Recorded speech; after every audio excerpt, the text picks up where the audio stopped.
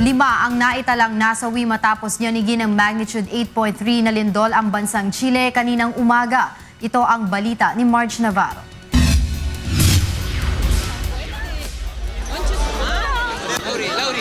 Ganito ang senaryo kanina sa isang restaurant sa Coquimbo, Chile habang ipinagdiriwang ng mga mamamayan ang Independence Day ng bansa.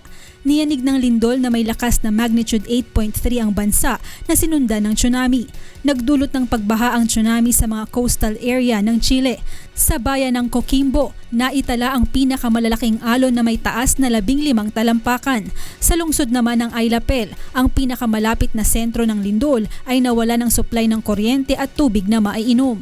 Maraming bahay rin at gusali ang nasira sa lungsod dahil sa lakas ng lindol. Sa kabisera ng Santiago, nagdulot ng panik ang lindol kung saan naglabasan sa lansangan ang mga tao na naging dahilan ng matinding traffic.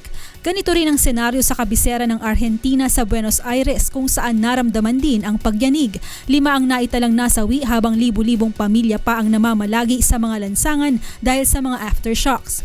Samantala, nakataas pa rin ang tsunami watch sa Peru, New Zealand, California, Hawaii at mga island nations sa Pacific kabilang na ang Pilipinas. Sa pinakahuling advisory ng Pacific Tsunami Warning Center, nasa 1 hanggang 3 metro ang taas ng alon na aasahan sa French Polynesia.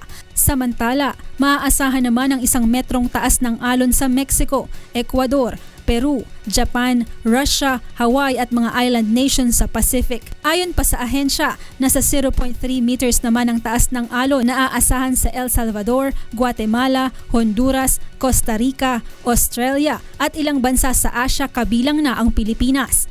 Buwan ng Abril noong nakaraang taon nang tamaan ng magnitude 8.2 na lindol ang hilagang bahagi ng bansa na Iquique. February 2010 naman ang tamaan ng 8.8 magnitude na lindol ang Central Southern Chile na ikinasawi ng mahigit 500 tao.